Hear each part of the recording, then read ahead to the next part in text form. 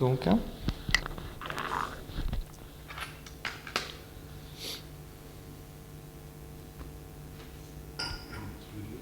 Oui, il y en a pas mal de l'eau là.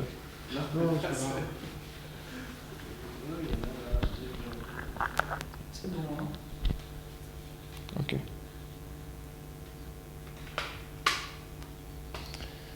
Julien, bonjour. Bonjour. On va parler de ton dernier album, qui est en fait un album live, une espèce d'album best-of aussi. Il n'y a qu'un seul nouveau titre, c'est Quitter l'enfance. Un titre écrit exprès pour ça, oui. Ouais. On s'aperçoit qu'en ce moment, il y a beaucoup d'artistes qui ont tendance à sortir des best-of.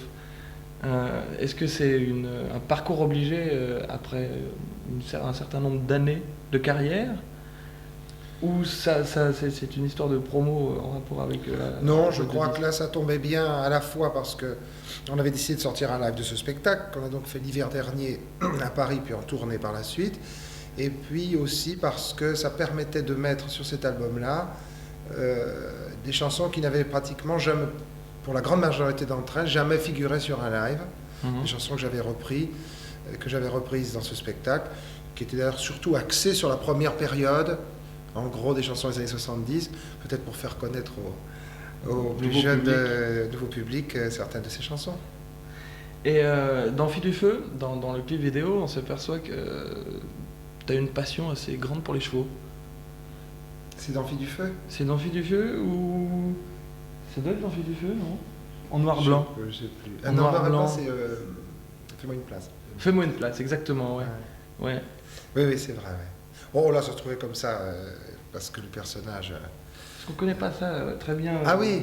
Par rapport à ton personnage à toi. Non, je fais beaucoup d'équitation, je monte chaque jour, on va dire, sauf évidemment quand je suis en tournée, partie, loin de chez moi. Mais sinon, je monte tous les jours, et aussi je fais de la compétition tous les week-ends, des concours hippiques. Et ça m'équilibre beaucoup de faire ce sport qui n'est pas qu'un sport, je crois, qui est aussi un art de vivre, presque une philosophie, et qui en tout cas est différent des autres sports, dans la mesure où il y a un rapport constant, un contact avec un animal. Le coco, c'est ton dada, quoi. Voilà. Merci, Laurent, merci beaucoup. Dis-moi, Julien, ça fait quand même très longtemps que tu es dans le milieu, ça t'a traversé pas mal d'époques. Pas mal d'époques qui m'ont traversé. Aussi. T'en as poursuivi quelques-unes aussi. Non, j'en ai pas. Non. J'ai l'habitude de demander aux artistes que je rencontre qu'est-ce qui a changé dans leur vie. Est-ce qu'il y a des choses qu'ils regrettent de ne plus pouvoir faire avec le statut qu'ils ont maintenant? C'est-à-dire qu'il y a des gens qui se promenaient dans la rue qui aimaient beaucoup faire des emplettes en ville, par exemple. Moi, je le fais, ça. Il faut savoir d'abord, je suis passé pratiquement directement, je suis rentré dans la vie active, comme on dit, très jeune. J'étais étudiant et du jour au lendemain, pratiquement, je suis devenu chanteur. Donc j'ai toujours connu ça depuis l'âge de, je sais pas, 19 ans ou 20 ans. Et j'ai toujours fait en gros ce que j'avais envie de faire. Je ne dis pas que j'irai me planter au milieu d'une grande surface dans une galerie marchande un samedi après-midi à 13h30, mais sinon je fais mes courses comme tout le monde. Quand j'ai envie d'aller quelque part, j'y vais au restaurant, dans un endroit public. Et en plus, tu n'aimes pas la pizza, donc... Ça arrange les choses. Je la mange à Rome, la pizza. Par contre, t'aimes bien les petits pois et les lardons. Oui, j'aime ça.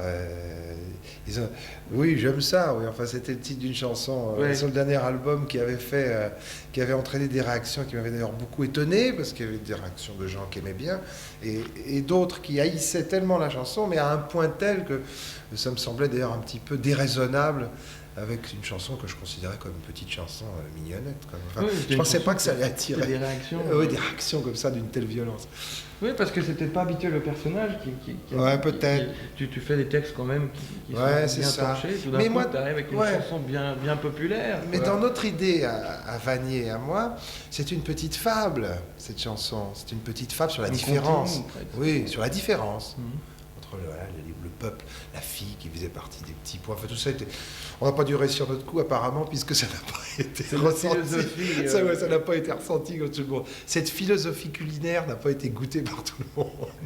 Et en fait, qu'est-ce que tu en retires comme conclusion? Si tu as envie de refaire une chanson comme ça, est-ce que tu feras plus attention par rapport aux réactions que tu as eues? Non, moi je fais pas attention. Quand j'écris les chansons, je les écris sur le moment parce qu'elles me font rire ou pas parce que j'aime ça. Bon. Je pense pas que quand on crée quoi que ce soit, il faille penser au public. Et je pense qu'il faut penser à soi. D'abord, c'est un acte égoïste, je crois, la création. Et après, simplement, on espère que les gens vont aimer ce qu'on a fait. Voilà. Et après, on essaie de leur faire partager. On se bat pour ça. L'inverse, ce serait courir derrière le succès, quoi. Oui, mais je ne pense pas que ce soit la bonne solution. Je pense qu'il faut être très très libre dans ce qu'on fait, dans ce qu'on produit. Il faut garder toute liberté, y compris celle de se tromper.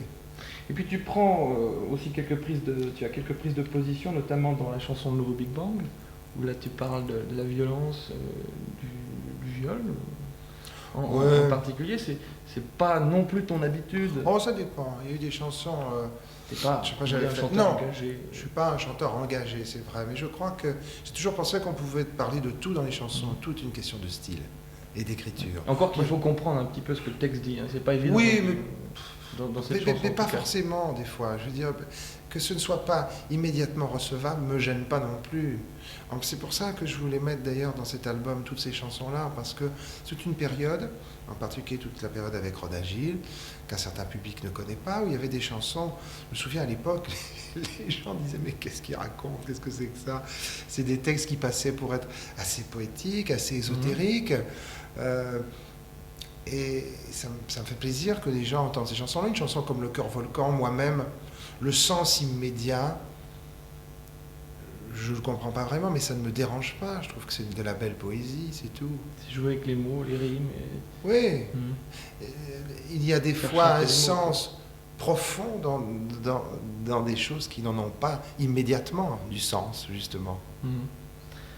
Les clips vidéo, ce sera ma dernière question. Comment tu les perçois?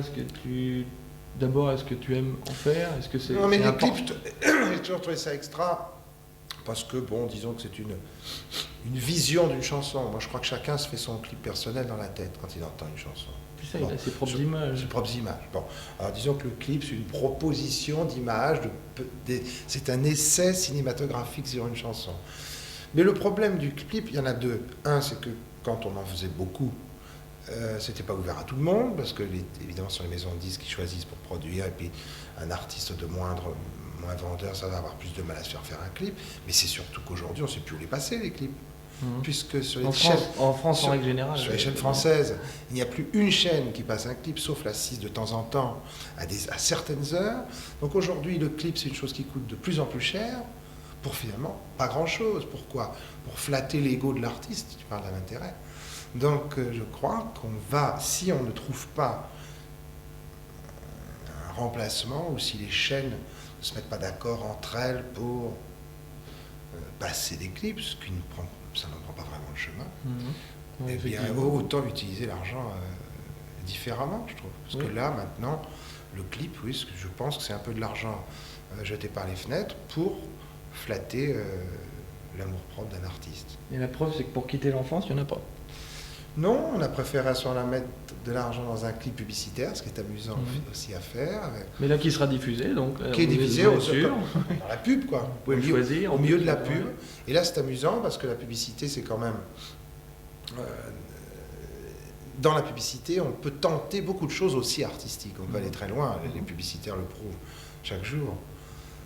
Donc, moi, j'ai préféré, là, dans ce cas-là, faire un espèce d'essai, mettre l'argent dans la publicité et essayer de faire une pub un peu bien et originale. J'espère qu'on est arrivé.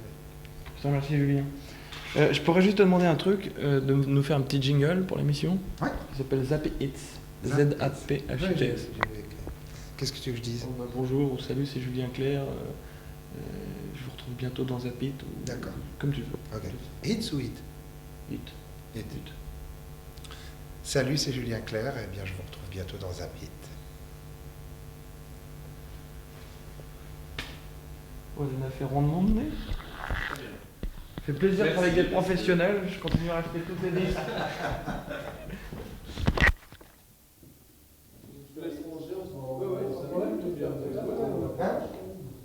Non, je leur disais à eux.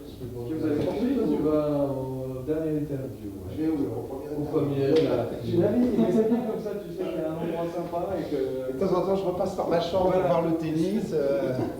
C'est pas mal quand même, hein, l'idée d'être un jour